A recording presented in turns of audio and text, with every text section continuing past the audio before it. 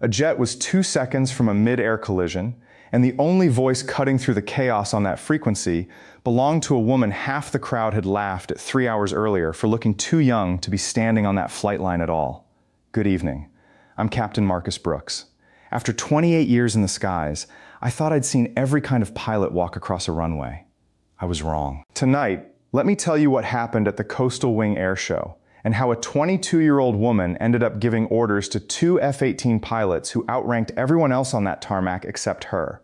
Before I tell you how it ended, I want you to sit with how it started, because the gap between those two moments is the whole point of tonight's story. Stay with me. And if stories like this, one hit you the way they hit me, hit subscribe before we get going, because I promise you, this isn't the last flight worth telling. Maya Okonkwo stood near the flight line at 6 in the morning, dressed in a plain flight suit with no visible rank insignia, her dark hair pulled back tight, running a pre-flight check on a small aerobatic aircraft parked beside the massive static display of Navy hardware around it. She looked, to nearly everyone walking past that morning, like a college kid who'd wandered onto the wrong part of the tarmac, the kind of assumption that formed instantly and without any real curiosity behind it. The morning air still carried the cool edge of dawn, ground crews moving equipment into position, the distant hum of jet fuel trucks completing their rounds before the gates opened to the public. Maya moved through her checklist with the same unhurried thoroughness she brought to every pre-flight, checking control surfaces, fuel levels, and instrument calibration twice each, a habit built from years of understanding exactly how much could go wrong when a single step got skipped. A retired airline pilot named Dennis Farrow, working the show as a volunteer safety marshal, stopped beside a cluster of spectators near the rope line and pointed toward her with an easy, dismissive laugh. "That's the civilian aerobatic slot," he said.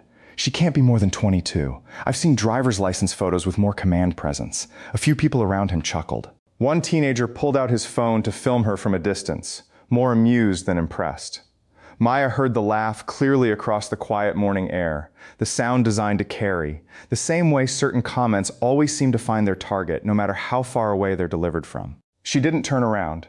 She finished her checklist, signed the maintenance log, and walked toward the operations tent without a single change in her expression, the practiced stillness of someone who'd absorbed this exact flavor of dismissal more times than she could count, and had long ago decided it wasn't worth the energy to correct.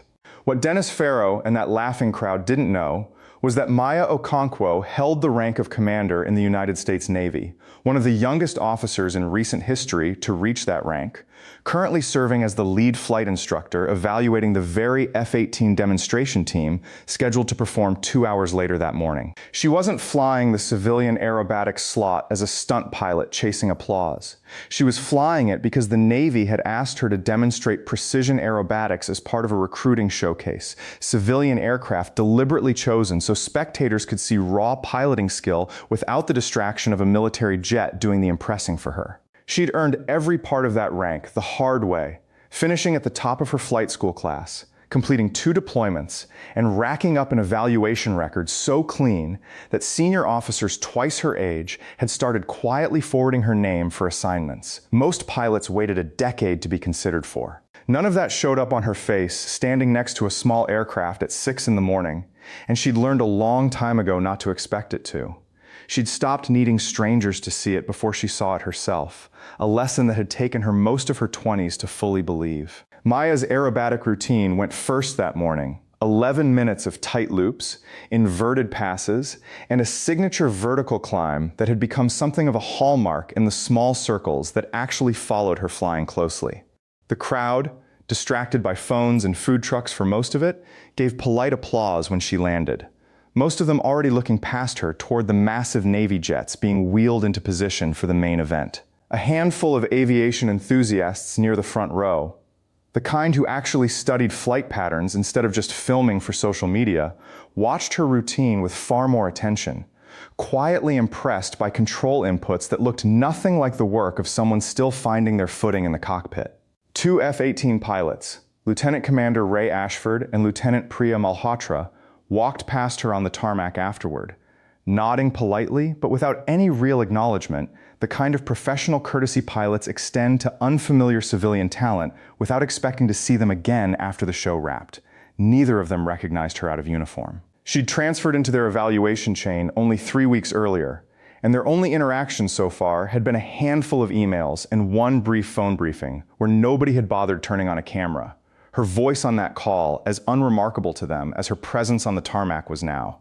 "Nice flying," Ray said, genuinely, if a little distractedly. "You fly civilian full-time?" "Something like that," Maya said, offering nothing more, watching him walk toward his jet without correcting a single assumption he was clearly making, the same quiet restraint she'd carried through the entire morning already. The F-18 demonstration began 40 minutes later, a tight formation routine designed to showcase precision flying at speeds and angles that made the crowd audibly gasp more than once. Maya watched from the operations tent, arms crossed, professional focus replacing the earlier stillness, tracking every pass the way an evaluator tracks a routine she already knew by heart from a dozen briefing documents, her eyes moving between the jets and the shifting coastal weather pattern building faster than the morning forecast had predicted. 14 minutes into the demonstration, during a tight crossing maneuver both jets had executed cleanly in rehearsal a dozen times before. A sudden and unexpected wind, sheer off the coastline, pushed Ray's aircraft several feet off its planned line at the exact moment. Priya's jet crossed beneath him, closing the safety margin between the two aircraft to something far tighter than either pilot had trained. 4. The tower controller's voice cracked with urgency over the frequency, the standard calm of air traffic communication fracturing under the weight of what was unfolding in real time. Navy 1 and Navy 2, you are inside minimum separation. Correct immediately. Both pilots were already reacting, trained instinct, pulling their aircraft apart, but wind shear conditions were shifting fast enough that a clean correction risked overcorrecting straight into a second, worse convergence. For a half second that felt considerably longer to everyone watching, neither pilot had a clear picture of exactly where the other aircraft actually was relative to the shifting wind. The ground crew in the operations tent going utterly silent as the radar returns overlapped on the display in front of them. Maya moved before she'd consciously decided to, crossing to the operations tent's radio station and keying the frequency with the same instinctive authority she'd built over years of exactly this kind of split-second call. Navy 1, brake right, level at 800. Navy 2, hold your current bank, do not correct further. Wind's pushing you clear on its own. The voice was calm, precise, entirely unfamiliar to most of the tower crew standing nearby, and it cut through the confusion with an authority that made both pilots respond before either of them had time to question who was giving the instruction. It was the same economy of language she'd used in a dozen training briefings, the kind that left no room for a pilot's ear to second-guess what they'd just heard. Ray broke right exactly as told. Priya held her bank, resisting every instinct to correct further, trusting a voice she didn't recognize purely because of how absolutely certain it sounded. The kind of certainty that experienced aviators learn to recognize and obey without wasting time asking where it came from. The wind shear passed through in the next 3 seconds, pushing the aircraft apart naturally, exactly as Maya had read it would, the dangerous convergence dissolving as cleanly as it had appeared. Clear separation confirmed, the tower controller said, audible relief flooding back into his voice, his hands visibly unclenching from the console in front of him. Nice call, whoever that was. Ray's voice came back over the frequency a moment later, still catching his breath from the adrenaline spike, but sharp enough to recognize something in the instruction that had just saved his aircraft. Who had eyes on that wind shift? That call was clean. The answer came from the tower supervisor, checking the operations log with the same confusion everyone else in the tent was quietly working through. That was Commander Okonkwo. She's on our evaluation roster for today's demonstration. Silence held the tent for a beat before Ray's voice returned, tighter now, disbelief working through his tone. The aerobatic pilot? From this morning? That's correct, the supervisor said.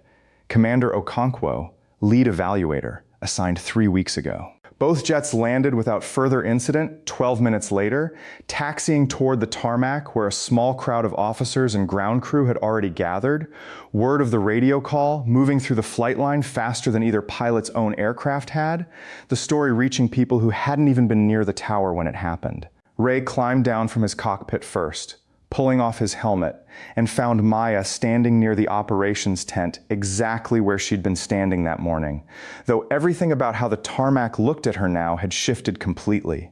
He crossed the distance between them and came to a stop, snapping into a crisp, formal posture that hadn't existed in their exchange an hour earlier. "Commander," he said, "that call probably kept us from clipping wings out there. I owe you an apology too, ma'am. This morning, I had no idea." Maya studied him for a moment, no anger in her expression, just the same measured calm she'd carried through the entire radio exchange. "You flew exactly the correction I gave you, Lieutenant Commander, without hesitating to question it. That's the only thing that actually mattered up there." Priya joined them a moment later, still visibly shaken from how close the margin had actually been, her hands not quite steady yet as she pulled off her own gloves, and offered her own quiet thanks, more subdued than Ray's, but no less genuine. "I trusted a voice I'd never heard on that frequency before," she admitted. "I'm glad I did."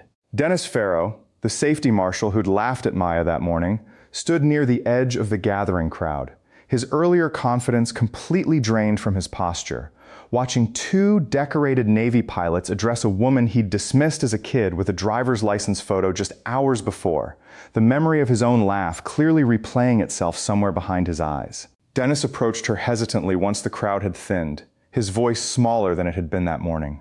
"Commander, I said something earlier, about your age.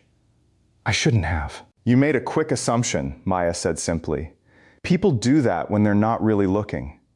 I'd just ask you to look a little longer next time, before deciding what someone's capable of." He nodded, something in him visibly recalibrating, and walked off without trying to explain himself any further than that, which Maya respected more than a longer apology would have earned from him. She'd found, over the years, that the shortest apologies were usually the most honest ones. The ones that didn't need to dress themselves up in extra words to make the person saying them feel better about having needed to say it at all. The rest of the air show continued behind her, the crowd's attention shifting back toward the static displays and the afternoon's remaining schedule, most of them never fully learning how close two Navy jets had come to disaster 20 minutes earlier, or whose voice had quietly kept it from becoming one. I spoke with Commander Okonkwo after that show, and I asked her what stayed with her most from that morning. She said it wasn't the near collision, and it wasn't the apology. It was the 11 minutes right before it, flying her routine in front of a crowd that had already decided who she was before she'd even started the engine, and choosing to fly it exactly the way she would have flown it for anyone, because the sky never once asked her age before letting her through. She told me one more thing before we finished talking, something her own flight instructor had told her years earlier, back when she was the youngest cadet in her class, and heard some version of that same laugh nearly every single week. He'd told her that the people who laugh loudest at the start of something rarely stick around long enough to watch how it ends, and that the only opinion that ever really mattered was the one she carried into the cockpit with her, quiet and certain, regardless of who believed it standing on the ground. At 35,000 feet, or 50 feet off a runway during an air show, it's never about how old you look standing on the tarmac. It's about whether your voice holds steady the one time it actually matters. Now here's what I want to know from you. Have you ever been underestimated the moment you walked into a room, only to prove everyone wrong when it counted? Tell me about it in the comments. I read every single one, and some of the best stories on this channel started exactly there. I'm Captain Marcus Brooks. Thanks for flying with me tonight. If this story moved you, hit subscribe, turn on notifications, and I'll see you on the next flight.